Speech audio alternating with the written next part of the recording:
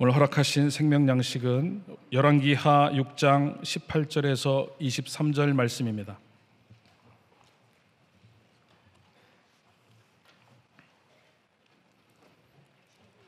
제가 받들어 읽겠습니다. 아람 사람이 엘리사에게 내려오매 엘리사가 여호와께 기도하여 가로되 원컨대 저 무리의 눈을 어둡게 하옵소서 하매 엘리사의 말대로 그 눈을 어둡게 하신지라. 엘리사가 저에게 이르되 이는 그 길이 아니요 이는 그 성도 아니니 나를 따라오라. 내가 너희를 인도하여 너희의 찾는 사람에게로 나아가리라 하고 저희를 인도하여 사마리아에 이르니라. 사마리아에 들어갈 때 엘리사가 가로되 여호와여 이 무리의 눈을 열어서 보게 하옵소서 하니 여호와께서 저희의 눈을 여심해 저희가 보니 자기가 사마리아 가운데 있더라. 이스라엘 왕이 저희를 보고 엘리사에게 이르되 내 아버지여 내가 치리이까 내가 치리이까 대답하되 치지 마소서. 칼과 활로 사로잡은 자인들 어찌 치리이까. 떡과 물을 그 앞에 두어 먹고 마시게 하고 그 주인에게로 돌려보내소서. 왕이 위하여 식물을 많이 베풀고 저희가 먹고 마심에 놓아 보내니 저희가 그 주인에게로 돌아가니라. 이로부터 아람 군사의 부대가 다시는 이스라엘 땅에 들어오지 못하니라. 이는 하나님의 말씀이니라. 아멘. 자, 오늘은 열왕 구속사 43번째 시간입니다.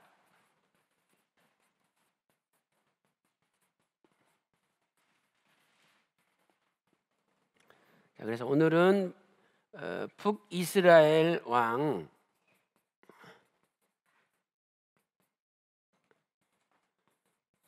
요람에 대해서 공부를 하는데, 이 요람은 여호람이라고도 하죠. 여호람을 줄이면 요람이에요. 그래서 두 번째 시간을 갖도록 하겠습니다. 이 여호람 왕은 북이스라엘 제4왕조의 네 번째 왕이죠. 그래서 이스라엘 전체적으로 볼 때는 9번째 왕이에요. 전체적으로 볼 때는 9번째 왕이다.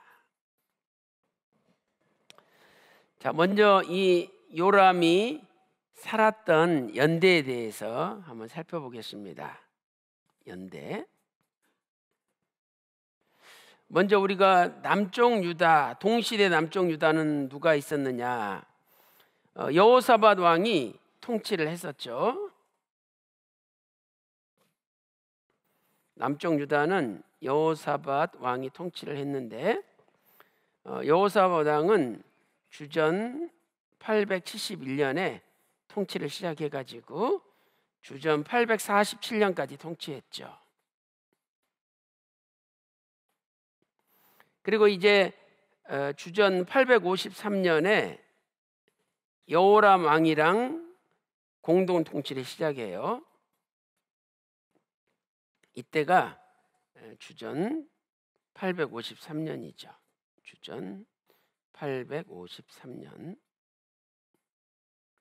그리고 여호람이 왕을 끝낼 때는 주전 840년입니다. 840년.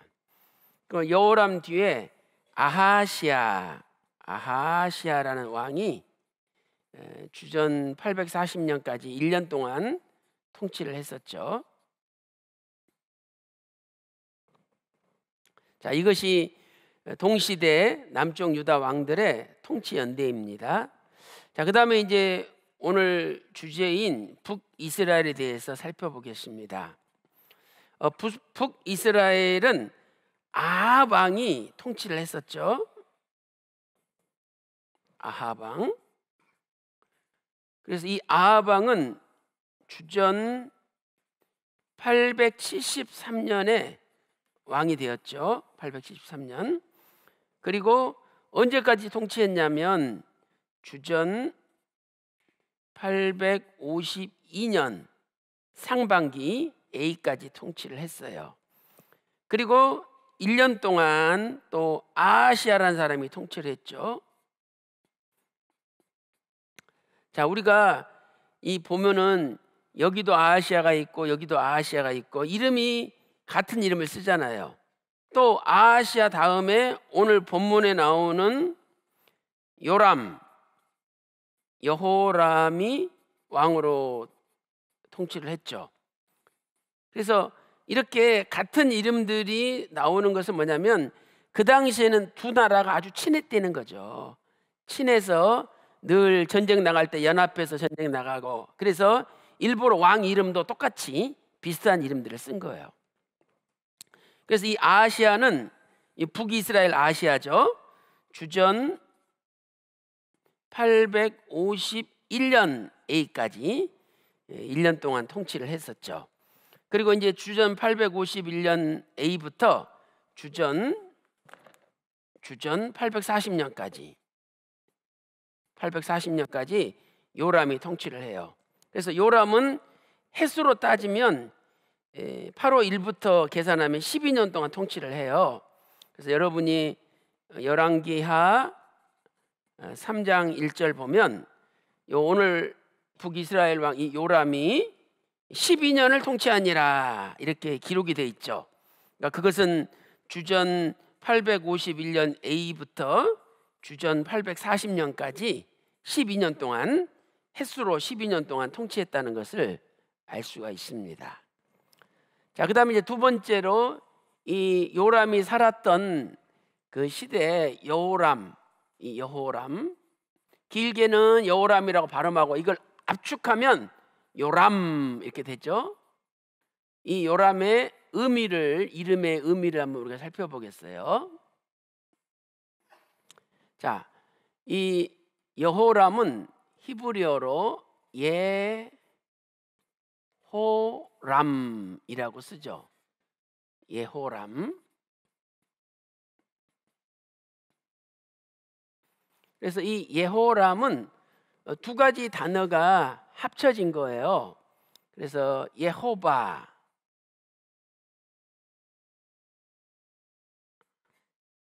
이 예호바라는 단어는 여호와라는 뜻이잖아. 여호와, 예호바. 그 다음에 룸,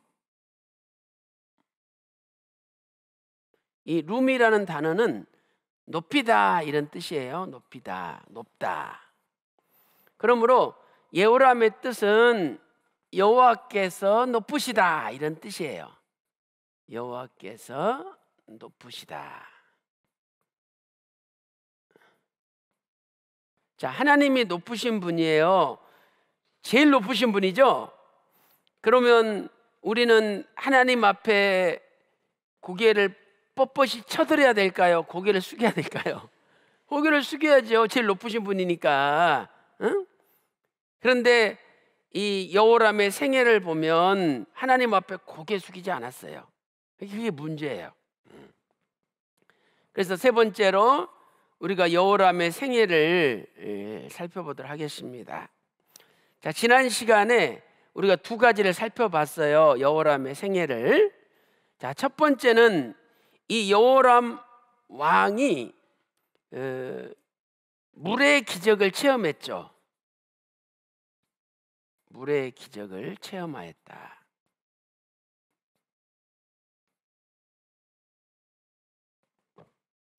자, 우리 그 내용을 열왕기하 3장 9절부터 24절에 우리 공부를 했었어요. 열왕기하 3장 9절부터 24절에.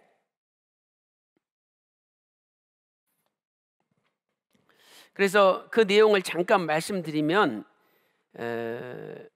모압이라는 나라가 배반을 하자 이제 아합 왕 때는 모압이라는 나라가 꼼짝 못했어요. 조공을 바쳤죠. 그런데 이제 아합이 죽으니까 아시아가 죽고 요람 왕 때는 모압이 배반을 했어요. 그래서 여호람이 모압을 징벌하러 나갔는데 전쟁 나가가지고 7일 만에 물이 떨어졌어요. 다 목말라서 죽게 된 거예요. 그때 엘리사 선지자가 개천을 파라 그래가지고 이 깊은 웅덩이를 여러 개를 팠어요. 얼마나 힘들겠어요. 그래서 하나님 선지자의 말씀에 순종하고 웅덩이를 팠더니 물이 흘러내려와가지고 그 물이 개천을 이뤘어요. 그런데 그 물이 탁 반사되는데 모압 쪽에서 보니까 핏빛으로 보인 거예요. 야, 저것들이 네 분이 일어나가지고 지들끼리 싸우다가 피바다가 됐구나. 지금 공격하자. 그래가지고 준비도 안 된 상태에서 모압 군대가 쳐들어왔다가 이스라엘한테 완전히 대패를 해가지고 이스라엘이 이기게 된 거죠. 그래서 이렇게 물의 기적을 체험했어요. 이 물의 기적은 뭐냐? 하나님의 사람 엘리사를 통해서 하나님의 기적을 체험한 거죠. 그러니까 하나님은 이런 기적을 통해서 야, 너는 하나님을 의지하고 또 하나님께서 보내신 선지자를 의지해라, 이렇게 하나님이 가르쳐 준 거예요. 하나님이 높으시다는 것을 만천하에 증명을 한 거죠. 자, 그 다음에 두 번째로 이 여호람 생애에 무슨 일이 있었느냐. 자, 두 번째는 이제 나만 장군이, 암몬의 나만 장군이 문둥병을 고쳐달라고 찾아온 거예요. 문둥병을 고쳐달라고. 그래서 이 여호람은 야, 이거 필시 우리를 공격해가지고 쳐들어오려고 술수를 부리는구나. 어떻게 사람이 문둥병을 고치느냐 이러고 옷을 찢었어요. 이 요람 왕은 옷을 찢었다. 자, 그런데 이 내용이 왕하 5장 6절부터 14절에 기록되어 있어요. 그때 엘리사 선지자가 나아만을 나한테 보내라. 그래가지고 나아만 보고 요단강 들어가서 7번 담갔다 나와라. 나아만 장군이 순종했어요. 계집종의 말을 듣고. 그랬더니 진짜 문둥병이 싹 났고 어린애 살처럼 하얘진 거예요. 또 이 사건을 통해서 하나님께서는 역시 하나님이 가장 높으신 분이다, 하나님만 의지하면 살 수 있다는 걸 가르쳐 준 거예요. 이때도 엘리사 선지자가 나라를 살렸잖아요. 자, 요 말씀이 왕하 5장 6절부터 14절에 기록되어 있죠. 그래서 우리가 여기까지 지난 시간에 공부를 했어요. 자, 그 다음에 이제 세 번째는 이 요람 장군이 전쟁을 하게 돼요. 근데 이 전쟁을 할 때 하나님을 의지해야 되는데 하나님을 의지하지 않는 것을 우리가 여전히 발견할 수가 있어요. 자, 그래서 여기 왕하 우리 5장 6절 한번 찾아보세요. 자, 열왕기하 5장 6절.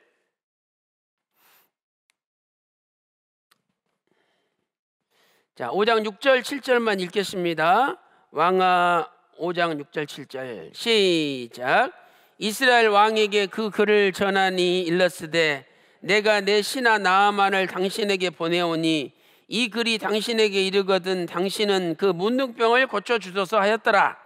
이스라엘 왕이 그 글을 읽고 자기 옷을 찢으며 가로되 내가 어찌 하나님이 간데 능히 사람을 죽이며 살릴 수 있으랴. 저가 어찌하여 사람을 내게 보내어 그 문둥병을 고치려 하느냐. 너희는 깊이 생각하고 저 왕이 틈을 타서 나로 더불어 시비하려 함인 줄 알라 하니라. 그랬죠. 그랬더니 그 왕하 5장 8절 말씀 보니까 엘리사 선지자가 나한테 보내라, 뭔 걱정하냐 왕한테. 자, 그 다음에 14절 읽겠습니다. 14절 자, 시작. 나아만이 이에 내려가서 하나님의 사람의 말씀대로 요단강에 7번 몸을 잠그니 그 살이 여전하여 어린아이의 살 같아서 깨끗하게 되었더라. 이렇게 말씀하고 있죠. 그래서 이제 이렇게 하나님은 두 가지 사건을 통해서 하나님께서 높으신 분이라는 것을 가르쳐줘요. 그 다음에 이제 세 번째는 아람과 전쟁을 했다 그랬죠. 아람과 전쟁을 했다. 그래서 전쟁을 두 번을 하죠. 자, 제1차 전쟁이 있고 그 다음에 아람과 제2차 전쟁을 해요.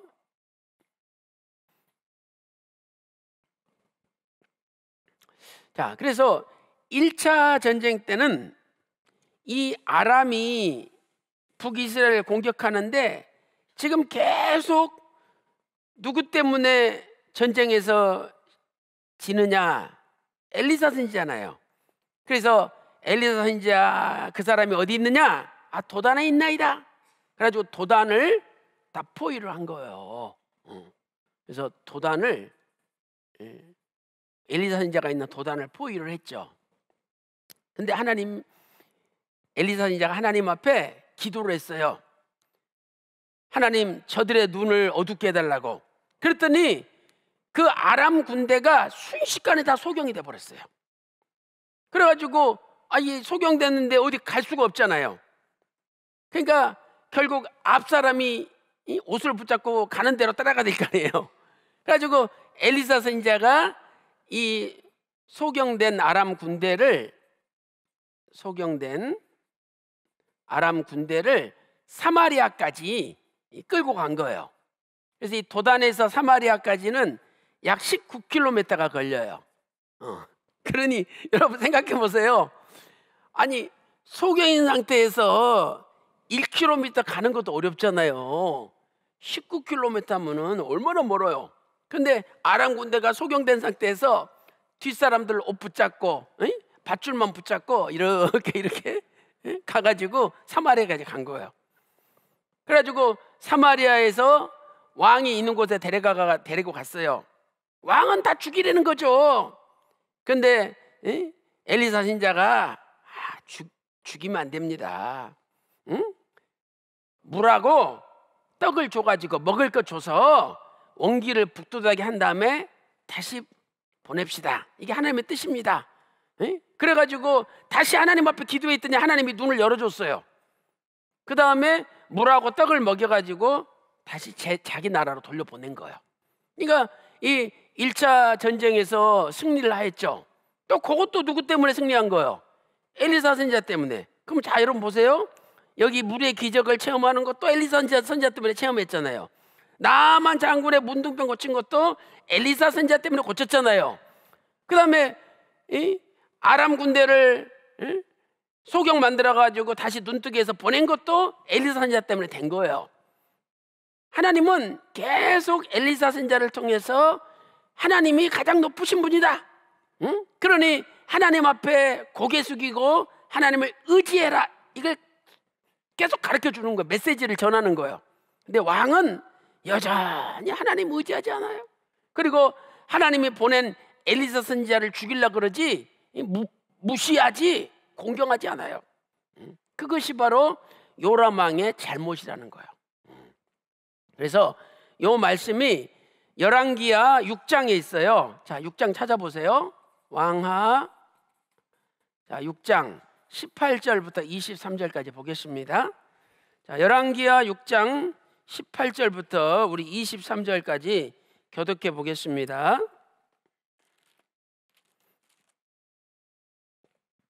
자, 6장 18절.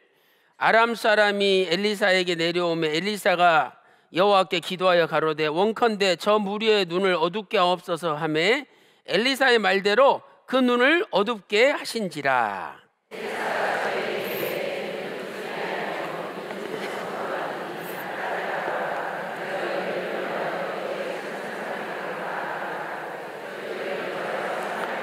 그러니까 도단에서 사마리아까지 인도했잖아요. 그게 19km예요. 대단하죠. 자, 20절. 사마리아에 들어갈 때 엘리사가 가로되 여호와여 이 무리의 눈을 열어서 보게 하옵소서 하니 여호와께서 저희의 눈을 여심해 저희가 보니 자기가 사마리아 가운데 있더라.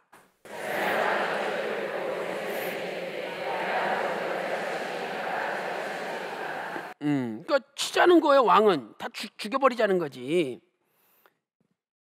대답하되 치지 마소서. 칼과 활로 사로잡은 자인들 어찌 치리이까? 떡과 물을 그 앞에 두어 먹고 마시게 하고 그 주인에게로 돌려보내소서.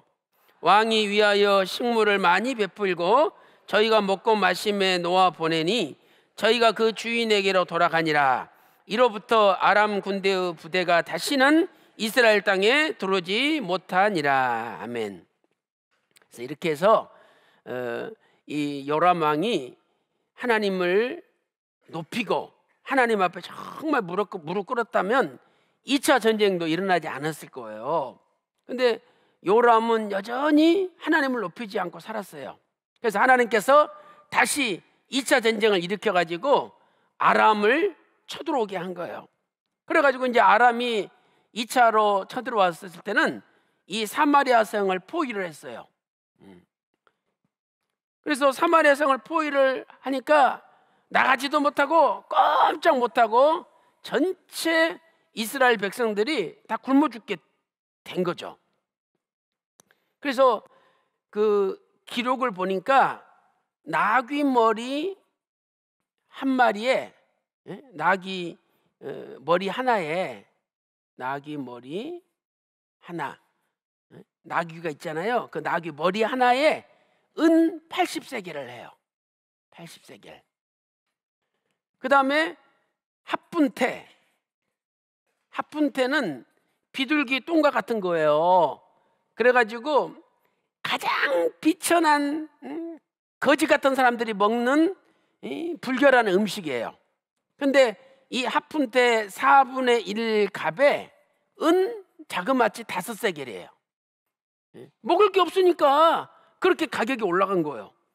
그러면 여러분, 은 한 세겔이 뭐냐면요, 은 한 세겔은 노동자의 4일 품값이에요. 4일 품값. 그러니 80세겔은 48에 32, 320일 동안 일해야, 1년 내내 일해야 받을 수 있는 돈이 은 80세겔이에요.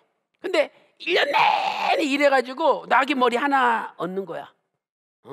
그건 뭐 5 식구가 하루 먹으면 끝나지, 나머지는 쫄쫄 굶어야 되잖아요. 그러니까 그 정도로 이 물가가 지금 올라간 거예요. 여러분, 베네수엘라 보세요. 베네수엘라가 몇 년 전만 하더라도요, 세계 산유국으로서 석유를 제일 많이 생산하는 나라였어요. 얼마나 잘 살았는지 몰라요, 베네수엘라가. 그래서 나라에서 포퓰리즘, 국민들을 다 생각한다 그래도 다 퍼주는 정책을 한 거예요. 심지어는 집까지 지어가지고 다 국민들한테 한 채씩 준 거예요. 그런데 그러다 보니까 나라가 완전히 부도가 나가지고 파산이 됐어요. 여러분, 지금 베네수엘라 가서 바나나 하나 살려면은요, 이 큰 박스에 돈을 들고 와야 바나나 하나 살 수 있어요. 그 정도로 물가가 올라가 버린 거예요. 그러니 막 퍼준다고 그게 좋은 게 아니라니까요. 퍼줘도 적당히 퍼줘야지. 앞뒤를 재보고 퍼줘야지. 다 퍼주니까 결국은 나라가 망하는 거예요. 그러니까 우리도 공짜 좋아하면 안 된다니까요. 상대방이 공짜 줄라 그래도 너 이거 공짜로 줬다가 그거 망할 것 같으면 그거 받지도 말아야 돼요. 그래서 복지 정책을 하더라도 나라가 뒷받침이 될 만한 상태에서 그 범위 내에서 해야지, 그 이상을 넘어가면은 나라가 망하는 거예요. 베네수엘라가 망했어요. 그래가지고 이렇게까지 이제 물가가 올라가가지고 먹을 게 없으니까 어떻게 하느냐? 야, 오늘은 네 자식 잡아먹고 내일은 내 자식 잡아먹자, 그런 거예요. 그래가지고 진짜로 상대방 아들을 잡아서 삶아서 먹은 거예요. 그러면요, 내일은 내 자식을 내놔야 되잖아요. 아니, 안 내놓는 거야, 내 자식은. 그래가지고 막 쌈이 붙고 난리가 난 거야. 그 정도로 사마리아 성이 심각한 기근의 사태에 빠진 거예요. 그러면 그때 요람 왕이 또 엘리사 선지자를 찾아가면 될 거 아니에요. 근데 엘리사 이 새끼 지난번에 소경된 것들 다 죽이자 그랬을 때 죽였으면은 전쟁 안 일어날 텐데, 죽이자 그러는데 네가 안 죽여가지고 이렇게 우리가 어려운 일 당한다고. 그러면서 오히려 엘리사 선지자를 죽이려고 그러는 거예요. 그러니 정말 하나님을 높여야 되는데 요람 왕이 하나님을 높이지 못하고 하나님의 사람 말을 듣지 않는 거예요. 자, 우리 요 내용이 여기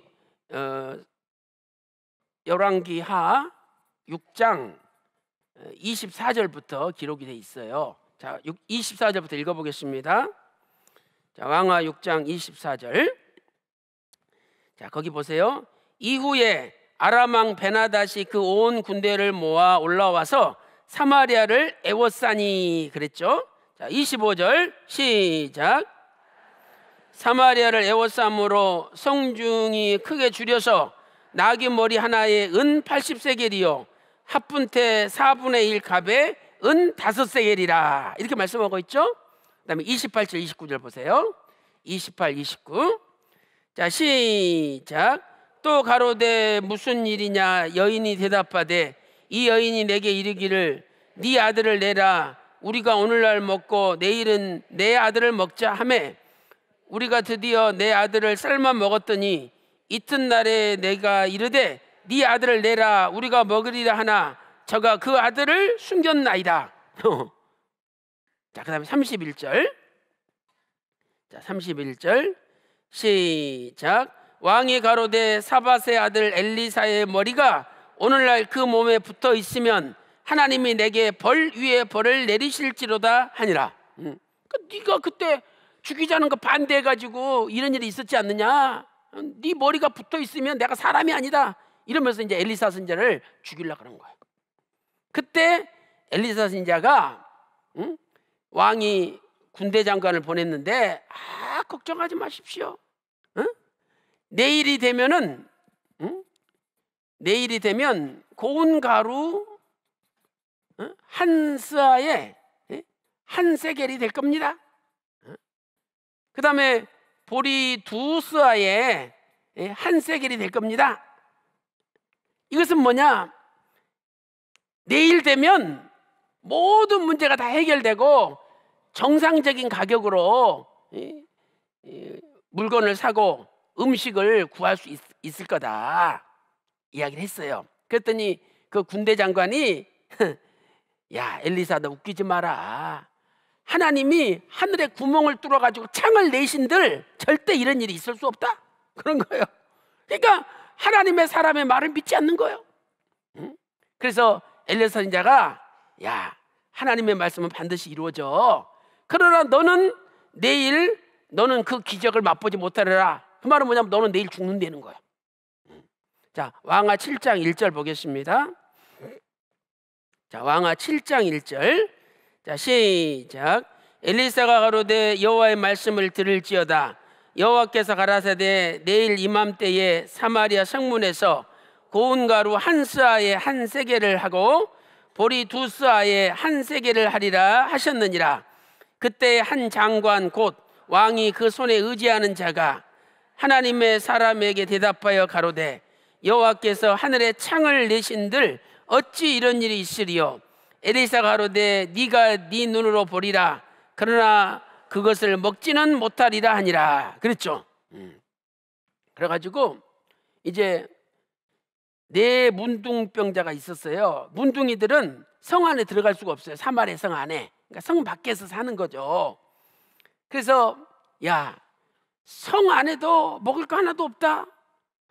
우리도 지금 먹을 거 하나도 없고 굶어 죽기는 마찬가지다.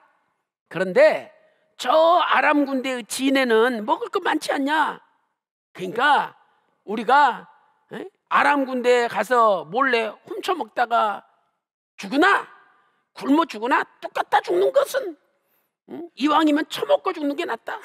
뭐 이런 식으로 성경에 그런 말은 없지만 이제 여러분의 이해를 돕기 위해서 이런 식으로 마음을 먹고 아람 군대 진을 향해서 간 거예요. 문둥병 네 사람이. 그래서 촥촥 가는데 이 소리가 하나님이 얼마나 큰 소리가 들리는지 막 수많은 군대가 쳐들어오는 소리 들린 거예요. 그래가지고 갑자기 막 혼란이 나가지고 지들끼리 막 치고받고 싸우다가 다 죽었어. 하나님이 기적을 베푼 거예요.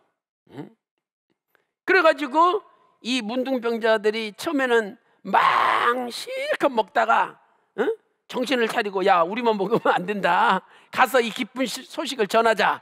그래가지고 전한 거예요. 자, 그 말씀이 거기 열왕기하 7장 자 5절부터 있어요. 자 5절 보세요.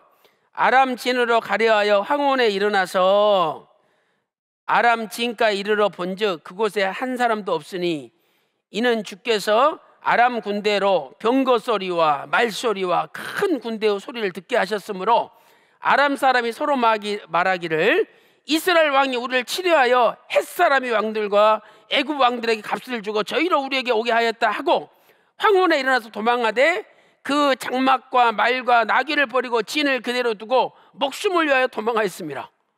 아니 문두병 네 사람이 쿵쿵쿵 이렇게 오는데 그게 얼마나 크겠어요. 근데 그 소리가 수 100만 명 군대가 막 저벅저벅 오는 그 말소리, 큰 군대 소리 들린 거예요. 큰일 났다. 핵군대, 애국군대를 사가지고 수백만 명이 지금 쳐들어오는데 죽었다. 그리고는 다 벗어두고 36개 주랭랑을 친 거예요. 그래가지고 그 먹을 것이 천지잖아요. 그러니까 기근 문제가 해결된 거예요. 자, 그 밑에 또 보겠습니다. 9절. 문둥이가 서로 말하되 우리의 소위가 선치 못하도다. 오늘날은 아름다운 소식이 있는 날이오늘 우리가 잠잠하고 있도다. 만일 밝은 아침까지 기다리면 벌이 우리에게 미칠지니 드디어 가서 성문지기를 불러 고하여 가로되 우리가 아람진에 이르러 보니 거기 한 사람도 없고 사람의 소리도 없고 오직 말과 나귀만 메어 있고 장막들이 그대로 있더이다. 그랬죠. 그래가지고 이 기쁜 소식을 성중에다가 전한 거예요. 오늘 우리가 이 배우는 예수 그리스도의 십자가의 복음, 이 구속사 말씀은 기쁜 소식이잖아요. 이 소식을 우리도 전해야죠. 이번에요, 그 전체 유럽 CLC 기독교 문서 선교를 담당하는 대표가 왔잖아요. 폴란드 사람이. 그분이 원래는 미국에서 태어나서 영어를 얼마나 잘하는지 몰라요. 근데 그 유럽에는 기독교 문서 선교가 있는데 크리스찬들이 이제 1% 밑바닥으로 떨어지니까 기독교 책이 안 팔려요. 그래서 겨우겨우 서점을 유지하고 있고 이제 우리 다 문 닫아야 된다 이런 지경이래요. 그런데 이번에 구속사 시리즈를 자기들이 만났다는 거죠. 그래서 구속사 시리즈 읽어보고 강의 들어보니까 이건 엄청난 말씀인데 하나님이 우리를 지금까지 살려놓은 것은 이 말씀 전하라고 자기들 살려놨다는 거예요. 그 사람 고백. 그러면서 이제 폴란드, 한가리, 루마니아, 우크라이나, 프랑스 같은데 오신 분들이 전부 자기 나라로 번역해가지고 구속사 시리즈를 내기로 다 합의했어요.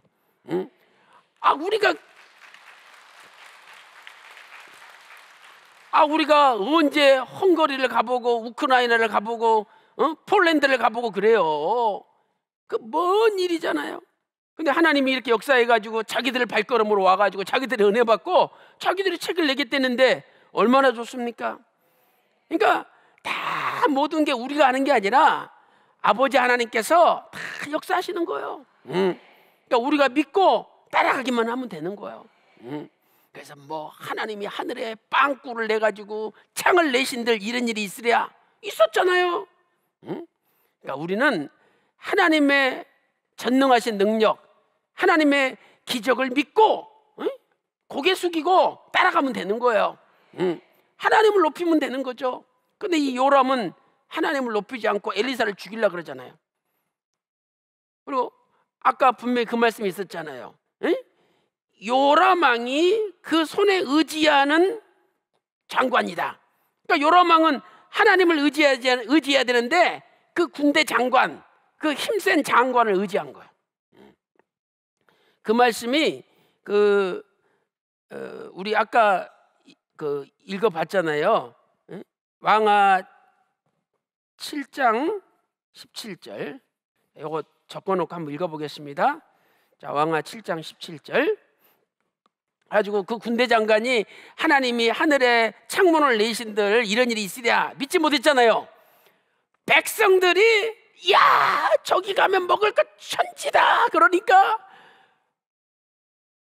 그냥 걸어가겠어요? 서로 먼저 가져가려고 뛰어가겠어요? 뛰어갈 거 아니에요. 그렇게 뛰어가다가 그 군대 관장이 짓밟혀가지고 죽었어요.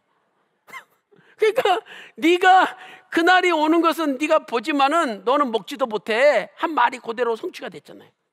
자, 왕하 7장 17절 보세요. 시작. 왕이 그 손에 의지하였던 그 장관을 세워 성문을 지키게 하였더니 백성이 성문에서 저를 밟음에 하나님의 사람의 말대로 죽었으니 곧 왕이 내려왔을 때에 그의 한 말대로라. 아멘. 그래서 오늘 신령한 이 문둥병자처럼 기쁜 소식을 전 세계 열방에 전하는 저와 여러분 다 되시기를 주님의 이름으로 축원합니다. 자, 이렇게 해서 우리가 요람 왕의 생애를 살펴봤고요. 그다음 네 번째로 요람 왕의 최후에 대해서 살펴보도록 하겠습니다. 자, 이 요람 왕이 아하시아랑 연합을 해가지고 하사엘과 전쟁을 했어요. 자, 여러분이 여기 연대표를 보면은요, 이 남쪽 유다의 아하시아 왕은 주전 840년에 등장하잖아요. 근데 요람 왕은, 북이스라엘의 요람 왕은 주전 846년에 끝나잖아요. 그러니까 이제 같은 해에 있었기 때문에 잠깐 두 사람이 연합할 수가 있었던 거죠. 그래서 이 북이스라엘, 이 요람 왕은 북이스라엘 왕이에요. 이 아하시아 왕은 남유다 왕이고, 이 두 사람이 연합해서 이 하사엘과 전쟁을 하다가 요람 왕이 다치게 되는 거죠. 자, 그 말씀이 열왕기하 8장 28절부터 29절에 기록되어 있어요. 자, 찾아보겠습니다. 왕하 8장 28절부터 29절입니다. 왕하 8장 28절에서 29절. 자, 시작. 저가 아합의 아들 요람과 함께 길르앗 라못에 가서 아람 왕 하사엘로 더불어 싸우더니 아람 사람들이 요람을 상하게 한지라.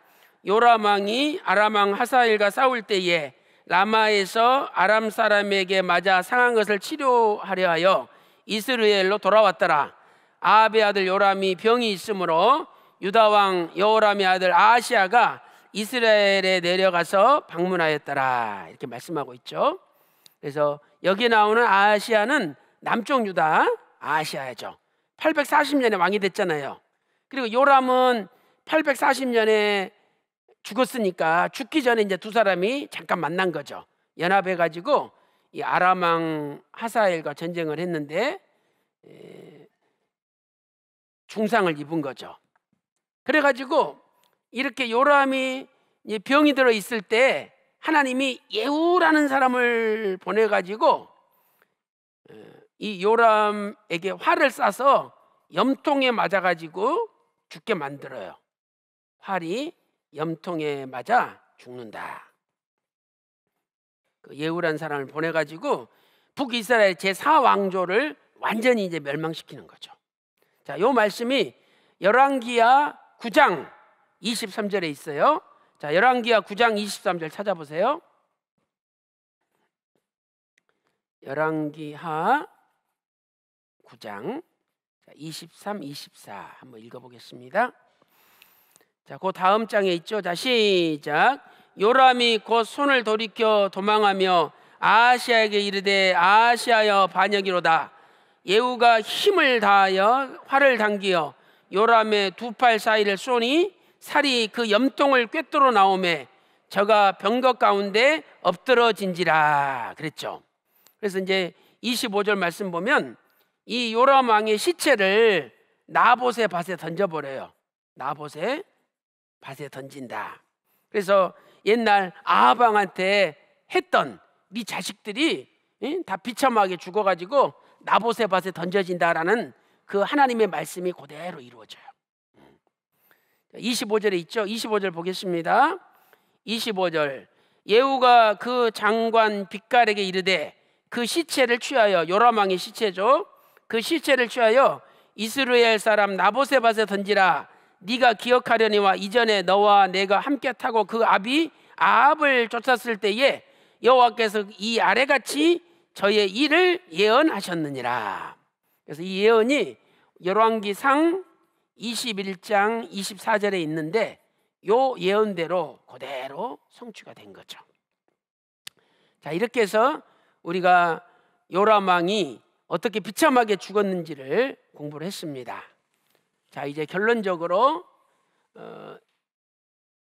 이 요람 왕의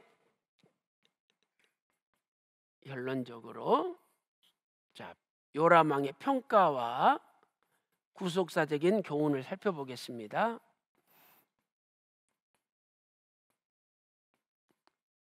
자, 평가를 볼 때 이 요람 왕은 악한 왕이다.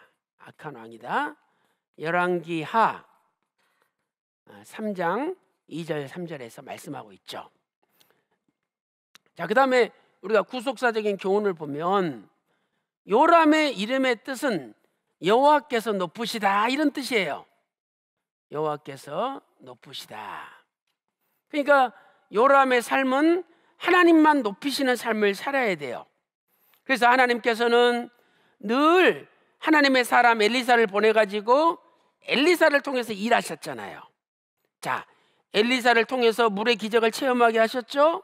엘리사를 보내가지고 나아만의 군대 장관 나아만의 문둥병을 고쳐주셨잖아요. 또 아람이 제1차로 전쟁 쳐들어왔을 때 눈을 어둡게 하고 눈을 또 뜨게 해가지고 나라를 구해줬어요. 그다음에 요람이 아람이 2차로 침범했을 때 엘리사 선지자가 예언한 대로 내일 이맘때에 고운 가루 한 스아가 한 세겔이 되고 보리 두 스아가 한 세겔이 돼가지고 백성들이 기근 가운데 굶어 죽다가 아람 군대를 물리치고 살았잖아요. 그런데 이렇게 계속 하나님은 요람 왕에게 기회를 주신 거예요. 계속 기회를 주신 거예요. 그러면 그 기회를 통해서 내가 군대 장관 사람을 의지하고 나를 높이고 하나님을 높이지 않는 내 죄를 회개하고 하나님 앞에 고개 숙여야 되잖아요. 근데 요람 왕은 하나님 앞에 고개 숙이지 않았습니다. 하나님의 선지자 엘리사에게 고개 숙이지 않았어요. 그러다가 결국 전쟁에 나가서 병이 들고 예후가 쏜 활에 염통이 맞아가지고 죽게 된 거예요. 그리고 그 시체가 나봇의 밭에 그냥 왕의 시체가 무돈도 없이 내팽개쳐지는 그런 비참한 종말을 맞고 말았던 거죠. 그래서 오늘 우리의 남은 생애는 나를 높이지 말고 또 군대 장관 힘센 사람을 의지하고 힘센 사람을 높이지 말고 오직 살아계신 아버지 하나님만 높이고 하나님 앞에 겸손히 무릎 꿇고 나를 숙이는 가운데 하나님의 은혜로 우리의 남은 생애가 내 문둥병자처럼 이 기쁜 소식을 전 세계 만방에 전하는 데 앞장서는 저와 여러분 다 되시기를 주님의 이름으로 축원합니다.